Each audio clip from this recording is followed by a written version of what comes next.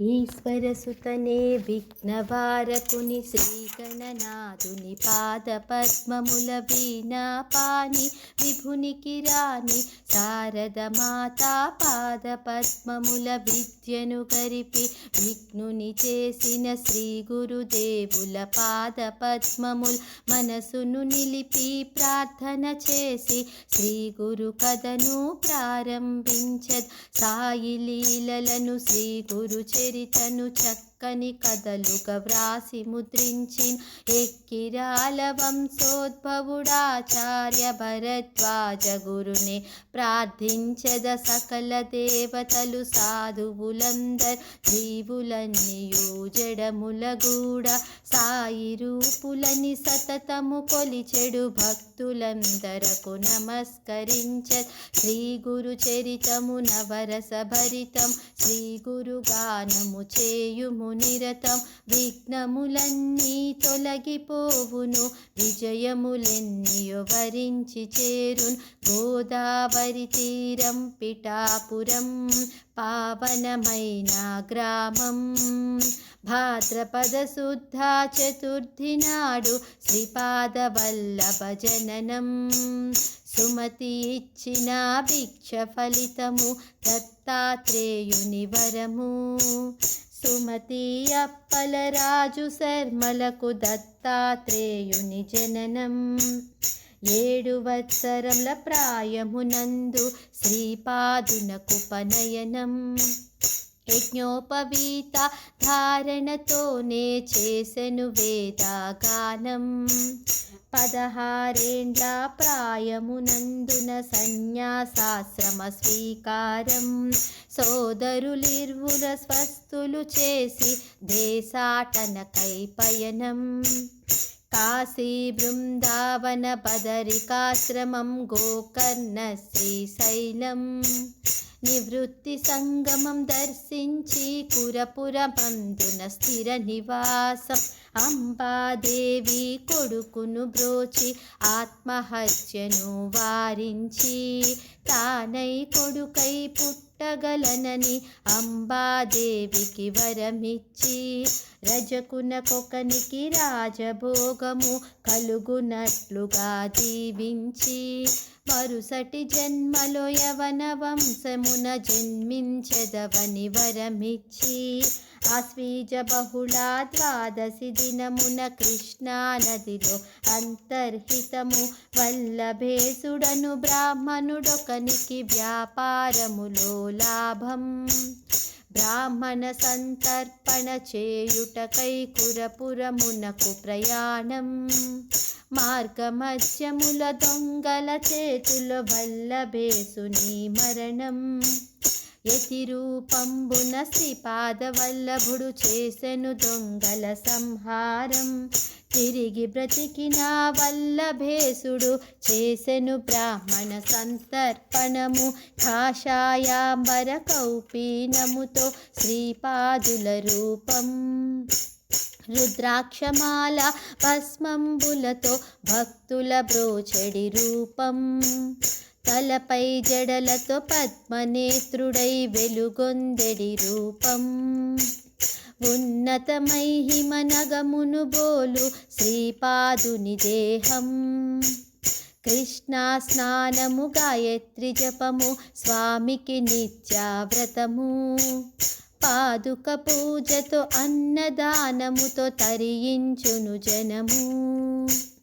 కరంజా అను గ్రామమునందున బ్రాహ్మణులింత అంబజనించెన్. భక్తితో శివుని పూజించెడంబకు మాధవ శర్మతో వివాహమాయన్.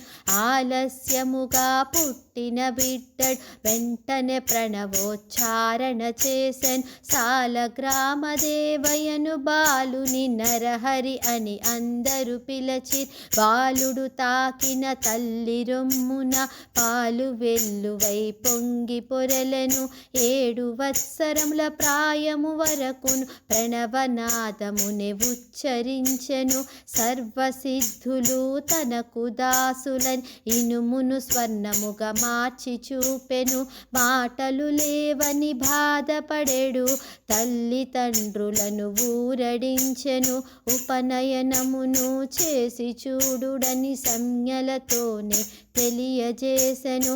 భిక్ష అనంతరం వేదము పఠించి భిక్షావృత్తికి అనుమతి కోరెను. తల్లి దుఃఖమును తొలగించుటకై 1 వత్సరము ఆగదలంచెను. తల్లికి కమలలు జన్మించిన తదుపరి సన్యసించుటకు నిర్ణయించెను. శిరస్త్రాణము, చేతదండము, కౌపీనము, కాషాయాంబరములతో కాశీలో బ్రహ్మజ్ఞాని శ్రీకృష్ణ సరస్వతి పాదుల శిష్యుడాయను. నృసింహ సరస్వతిగా పేరు మార్చబడి దేశాటనకై బయలుదేరెను. మాతృదర్శనం చేసిన తదుపరి త్రయంబక్, నాసిక్, మంజరీకములు సందర్శించి పావనముందించి లీలలు చూపుచు ముందుకు సాగెన్. మాధవార్యుడను నృసింహ భక్తునకు ధ్యానమునందు దర్శనమిచ్చెన్. వాసరలోన బ్రాహ్మణుడొకనికి శూలబాధను నివారించెను. బ్రాహ్మణ ద్వేషీ యవనుని కొలువున సాయం దేవుడు హింసలు పొందెన్. శ్రీ గురుడాతని బ్రోచి రక్షించి శిష్యుని గాతను స్వీకరించెను. వైద్యనాదమున బుద్ధిహీనుడు గురువును త్యజించి శ్రీ గురు చేరెన్. శ్రీ గురుడాతని మందలించుచు తానే ఆ గురువని చూపెను. భువనేశ్వరి క్షేత్రం పిల్లబట్టి అనునది, శ్రీ గురు స్పర్శతో పునీతమైనది. అతి పవిత్రము ఔదంబర వృక్షము, దాని మూలమున శ్రీ గురుడుండెన్. మందమతి అయిన బ్రాహ్మణుడొకడు భువనేశ్వరిని భక్తితో కొలిచెన్. నాలుక కోసి దేవి కర్పింప శ్రీ గురు నొద్దకు దేవి పంపెను. శ్రీ గురు చేరి ప్రార్థింపగానే నాలుక మొలచి పండితుడాయన్. అమరపురమున పేద బ్రాహ్మణుని భిక్ష నిమ్మని శ్రీ గురుడడిగెను. తనకు లభించిన చిక్కుడు కూరతో శ్రీ గున్న కిల్లాలు భిక్షను సంగెన్. తిరిగిపోవుచు శ్రీ గురుడెందుకో చిక్కుడు మొక్కను పీకి వేసెను. దానిని నాటిన దంపతులిరువురు నిధిని పొంది సంతోషముందిరి. గంగానుజుడను బెస్తవానికి శ్రీ గురు సేవలు లభ్యమాయెను. యోగినులందరూ కలసి పూజించుట గంగానుజుడు చూచి తరించెన్. శ్రీ గురుడాతని ఆశీర్వదించి యోగగతిన త్రిస్థలని చూపెను. కరవీరము యుగాలయములతో పంచగంగా సంగమము, ప్రయాగ కాశీ గయలతో పాటు ప్రసిద్ధమైన 2వ త్రిస్థలి. సిరోలయందు బ్రాహ్మణుడొకనికి పుట్టిన సంతతి పురిటిలో కూలెన్. సంగమమందున స్నానము చేసి శ్రీపాదుకులను భక్తితో కొలిచెన్. శ్రీ గురుడతనికి స్వప్నమందున టెంకాయలను ప్రీతితో ఇచ్చెన్. వాటిని తినిన బ్రాహ్మణికప్పుడు 2 బాలురు ఉద్భవించిరి. పెద్దవాడు మరణించుట కన్గొన్ దంపతులిరువురు కడు సోకించి పాదుకల వద్ద ఉంచిన శవము ఊపిరి పొంది తిరిగి జీవించెను. అహంకారులు పండితులిరువురు వేదవాదనకు త్రివిక్రము పిలిచి త్రివిక్రముడు శ్రీ గురు ప్రార్థింప పండితులిరువుర మందలించెను. మాదిగవానికి విభూది పూసి వేదము పాడగా ఆజ్ఞాపించెను. పండితులిరువురు భయకంపితులై శ్రీ గురుదేవుని శరణు జొచ్చిరి. మాహురపురమున గోపీనాథుడు సంపన్నుడైన బ్రాహ్మణుడు దత్తాత్రేయుని వరప్రసాదముగ దత్తుండను పుత్రుడు కలిగెన్ 16 వత్సరముల ప్రాయమునందున సావిత్రి తోడా వివాహమాయన్ అన్యోన్యముతో ఎడబాటు లేక ప్రేమతో వారు జీవించసాగిరి దురదృష్టమున క్షయవ్యాధి సోకి దత్తుడు క్రమముగా క్షీణింపసాగెన్ మానవ యత్నము విఫలము కాగా శ్రీ గురు చేరగ నిర్ణయించెను మార్గమధ్యమున మరణించిన దత్తుని కన్గొని సావిత్రి కడు దుఃఖించెన్ తారసిల్లిన తాపసోత్తముడు రుద్రాక్షలను ఊదిను సంగెన్ సహగమనమును చేయదలంచి సావిత్రి తా శ్రీ గురు చేరెన్ శ్రీ గురుడామెను ఆశీర్వదించి దత్తును తిరిగి జీవుని చేసెను. భాస్కర శర్మ అనడి భక్తుడు మువురికి భిక్షను ఈయదలంచెన్ శ్రీ గురునాశీర్వాద ఫలితముగా వేల సంఖ్యలో భిక్షను సంగెన్ గాన్గాపురమున ప్రాయములుడికిన గొడ్రాలు కత్తి సంతతి కోరెన్ శ్రీ గురుడామెను ఆశీర్వదించి బిడ్డల నొసగి ప్రీతిగా పంపెను. నరహరి కుష్టును తొలగించుటకై ఎండిన మేడి కొమ్మను నాటెన్ దానిని పెంచి చిగురింపచేసిన్ వ్యాధి తొలగునని వక్కాణించెన్ నమ్మకముంచిన నరహరి భక్తికి మెచ్చిన మేడి చిగిచ్చి పెరిగెను వ్యాధి తొలగగా నరహరి ముదముత శ్రీ గురు కీర్తిని స్తోత్రము చేసెన్ శ్రీ గురుడతనికి యోగీశ్వరుడని బిరుదునిచ్చి సత్కారము చేసెను. సాయం దేవుని నిప్పును తెమ్మని కుంభవృష్టిలో మఠమున కంపెను 5 తలల సర్పాల రెండింటిని సృష్టించి పంపెన్ భక్త రక్షణకై తనను స్తుతించిన సాయం దేవుని వంశమునందున భక్తి స్థిరమని బంధువులందరూ శ్రీశైల మరుగగ తంతుకుడుండెను శ్రీ గురు చెంత తంతుకునకు శ్రీశైల మహత్యము చెప్పి గొంపోయెను యోగ మార్గము ఆలయమందున శివుని స్థానమున శ్రీ గురు దర్శన్ మాయ భక్తునకు ఆనందంబున్ తిరిగి వచ్చిన తంతుకునెంతయో మెచ్చిరి ప్రజలు.